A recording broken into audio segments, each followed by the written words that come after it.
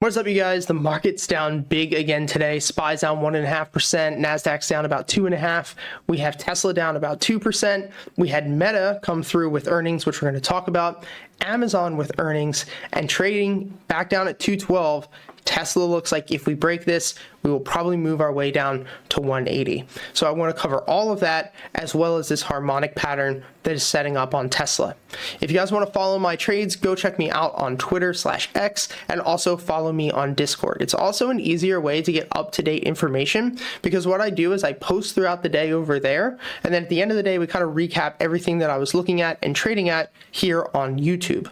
I want to also thank all of you for the support in yesterday's video. We had over 200 comments. All of you guys were waiting and watching till the end of the video, and I didn't realize that some of the things that I talked about in that video that I thought wouldn't be of any interest to you guys actually seems to bring up a lot of interest. And so I take all the comments that you guys leave here to heart about different content you want to see and what you think is going to help you better as a trader. And so if you're part of the THT 1% Club, I want to say thank you so much. And if you didn't watch yesterday's video, I highly recommend it because we went through a lot. Now let's start by looking at Tesla, and we're going to start with the 4-hour chart. We're going to use a couple of indicators here. The first one, you'll go up to the indicators tab and you will look up smart money concepts, and the one that I like to use is going to be by Lux Algo. So we'll hit the favorite button here, and then we're also going to be using an Elliott wave detection by Lux Algo, or you can draw the Elliott waves yourself. Now, looking at this currently, we're going to turn off my harmonic detection so that we don't see any harmonic patterns, and it's a little bit easier for you guys to notice. I know over the past couple of days, a lot of people have been talking about the potential 212 level. I think the Chicken Genius even said that if he thinks it breaks under 212, it's going to go down to $69. The reason that this is so important is that this is our change of character level. And if you guys use the smart money indicator, or if you guys now are going to start using it, this is going to be something that you're going to want to keep an eye on. If we were to go back and look at a candle replay of May of 2023, you're going to see that we had this resistance level of about 208 to 212. This resistance is called the change of character when we break through it. Basically meaning that when you push through the change of character or you push through the resistance with heavy amounts of volume, we're normally going to continue to run, and this is going to be a potential reversal. As you can see, this happened here. I have this obviously on a very fast replay, but we topped out up around here and then eventually pulled our way back down. As this resistance was very strong before at about 212, it's always going to act as a very strong support if we actually pull back down to this level to use it as a support. And so obviously over the past summer, we were trading up between this level of about 280 to 250, broke 250, and now this old change of character, it should act as a new support, which is what we're seeing now. And then if we break this change of character again, it's going to signify that we're going to move probably back down to 190 and that the trend will reverse once again. And if we move right now to our current time, you're going to see that we're actually trading back down at this change of character. So if I think that we're probably going to break 212 and move down to 180, why is 180 a specific level? First thing is going to be looking at order blocks or major levels of support. So now that we've taken all of these order blocks out between 230 and 212, if we break this area of support at 212 and hold under it, which is very important, multiple days closing under that level, then we'll probably move down to our next bullish level at 182, which is where we have a big bullish order block. Now, if an order block comes in over the next couple of days at 205, then we can take that into consideration to see if maybe we bounce. Now, something else that we have that's going on, another aspect that's bearish, is that we have 1, 2, and 3 fair value gaps. I talk a lot about these on this channel, but a fair value gap is basically a point in the market where a massive move happened, in this case up, and institutions didn't actually get the chance to fill. These gaps work like a normal price gap, meaning that majority of the time they're going to pull back and they're going to fill, meaning that Tesla will probably, and especially I believe if we break and hold under 212 and 200, we'll probably move our way back down to 189, worse down to 170, and maybe even 160 to fill these gaps. So this is the levels that I will be watching to the downside. Now, this also leads a lot of people to say, well, why did I think short term that we could potentially bounce back up to 230 or 240? And the reason for this is going to be the fact that we had this massive sell-off and accompanied by a fair value gap that occurred here. If we were to take the Fibonacci retracement, we go to this weekly chart and we're going to go from our swing high at 250.57 and we're going to go down to our swing low of 212.10. This lines right up at about that 233 to 240 level.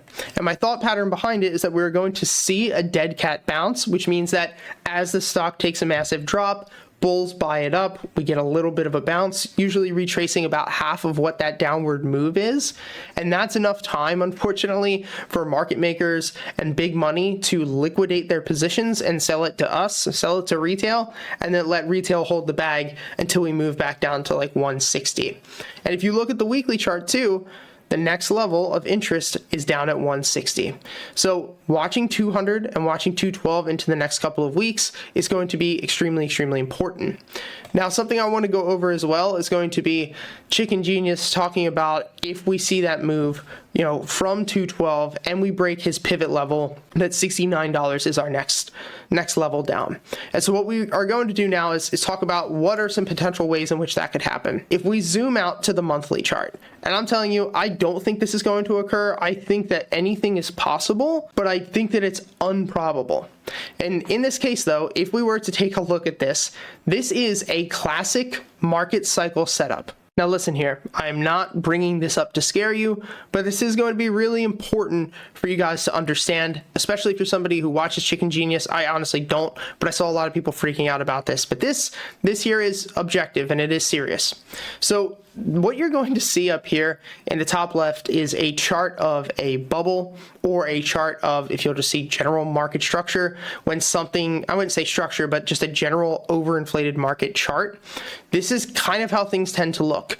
This market chart can happen in, I should say market cycles should happen on a 1 minute, it can happen in 5 minutes, but really it happens in weekly and monthly charts. And I need to explain why this is extremely important, and I want you guys to try to get an understanding of where you think we currently are. Now, normally we are going to have what's called the mean, and I want you to understand, guys, in this instance here, when we're looking at Tesla, we are not looking at the past couple of weeks, the past couple of months. We are looking out somewhere basically from IPO of February 2011 all the way out to where we're currently sitting right now. And our mean is usually going to be just the average trend line that will be running its way up over time that a normal company would end up running up.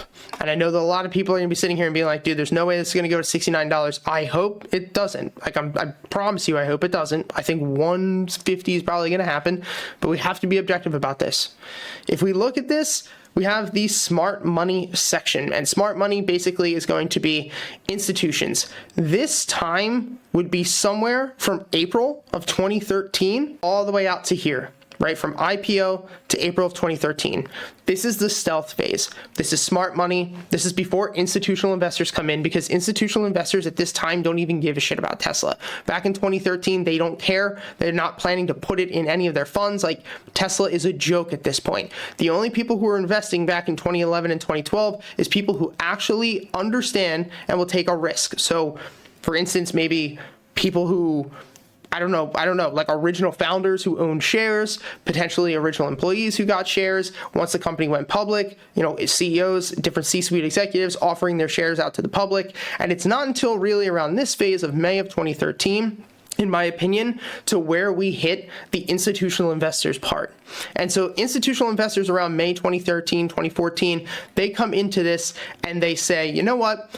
I think that this is really has massive potential. And I started trading in 2014. In 2014, Tesla sat basically between, now it's like $27 because of all the splits and whatnot, but 27 and sat between $27 and $10, so between this range. And I believe at the time it was between $300 and $100 in 2014. That's what it was before all of the splits. And this is when I started trading and investing in Tesla. I noticed that it just traded within a specific range. Like I can even come in here and just show you of how this would have looked back in the day. But we traded within a very specific range, and I would constantly ride Tesla up, sell, go up, sell, etc. And it moved in a very, very easy manner that was very easy to predict. But then we hit this institutional side, and the institutional side happens when institutions believe that this is going to be undervalued. And what occurs normally at these times is we start to see a run, we see the awareness phase, and then we see the first sell-off. And the first sell-off is extremely important. And for those of you who have, are new to investing and new to trading, you definitely don't remember this, but I remember what ended up happening at this time. And as I said, we saw that in the news, like CNBC, every analyst in the world, shit talking Tesla to oblivion, how it's going to go to zero, how it's shit, just like they did with Bitcoin. And then, everybody buys it up, but discrediting it until it's so cheap that people think it's shit. So we get this run in 2013 up to 2017 of a 1,000% return run. Then in 2017, we see Tesla go from 25 with a 53% drop down to $11.37. And if you guys remember, around 2019 was the time that they were trying to get the Model 3 to be massive. They were trying to they were losing money, I believe, every single time they sold a car, and they were barely breaking even at one point before finally achieving profitability. And then we get this absolute massive run. And so this massive run happens, and this is, guys, I hope you can stay objective here, and I don't mean any of this to be mean or anything, but it's very true. The public gets a hold of this, and that is where we get the insanity. And I want you to understand this, not just me. The public is so infatuated with Tesla stock that not only have we created a YouTube channel that basically only talks about Tesla stock, but there are people out there who have copied me over the 4 years of doing this. Like, I'm not gonna say copy me, but like, I feel that we have created a subsection on the internet that's just Tesla stock content. And all of our YouTube thumbnails look the same. I believe I was a pioneer in that. I started this in 2019, but the public gets a hold of this, and now we start to see an insane move. And now we see this big push where Tesla basically runs 2,800% in 700 days. And this, guys and girls, if you look here over in this mania phase, you can see this to perfection. Here is media attention. Here is enthusiasm. Here is greed. Here's the pullback. And here's delusion. And delusion was up at $400. And now we're going to get what's called denial. Okay? Denial, in my opinion, was the first shot here at 358. But this was the pullback down here where you see the bull trap on the left. The bull trap basically is after we get that 1,000% return and it pulls back 75%. Everyone says, why the hell would I not get in Tesla now? It's down 75% from all-time highs. And this is where I started building out my position long-term, knowing and just being objective here, that there's a chance that capitulation could happen, that we have a fair value gap on this massive time frame down to 90. We have a fair value gap down to $65, which is right where Chicken Genius has his target of $69. And so I'm not saying this is going to happen. I don't believe it's going to happen, but this would follow our classic chart, and this would bring us back down to the mean, which is at about $65. If that occurs, I'm buying a ton long-term, like a lot long-term. I understand that there are some things that could get us to that point of $65. If you guys want me to do a fundamental bearish case on Tesla and how or what specific things I believe has to happen in order for $65, I can do that. But I believe that if you're somebody who is listening 14 minutes and 43 seconds in, I don't know what time it's going to be after this is briefly edited, and you're part of the 1% club and you're here for the long term because you're really watching this, you have to understand that just as fast as the public can run this from 25 to 400 in 2 years, is just as fast as this thing can drop from 213 to 65.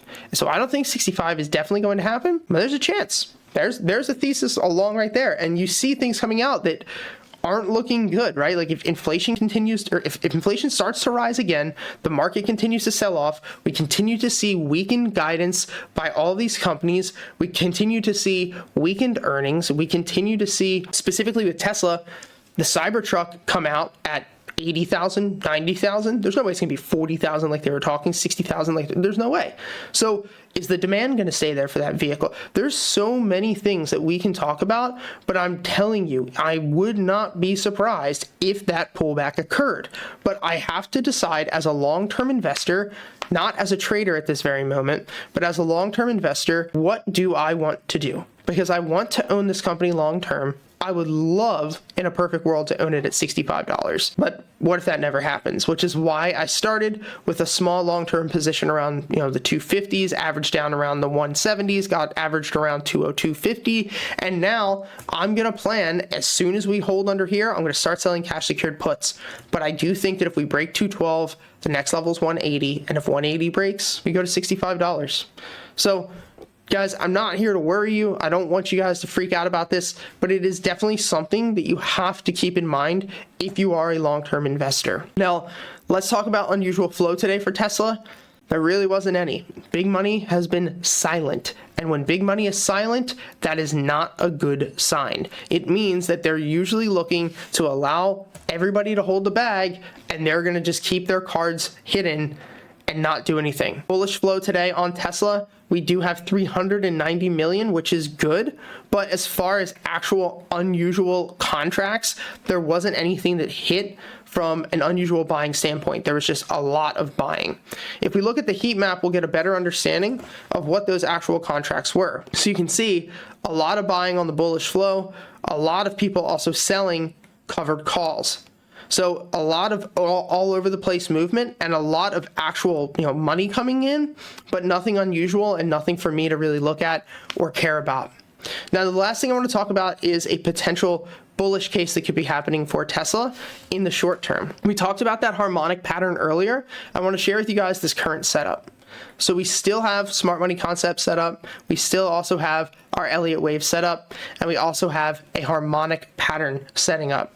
So the harmonic pattern that we're looking at trading right now is a Gartley pattern. The way that I play a Gartley pattern and the way that you see the setup here is proprietary to me. I set the settings differently than the way that you would traditionally play it, and there's for specific reasons, which I will be talking about going into next year. I just can't hand people an indicator. They're good. I promise you, I've been running studies and I've actually given this to people to try to pass FTMO challenges, and when it's ready, you guys will know.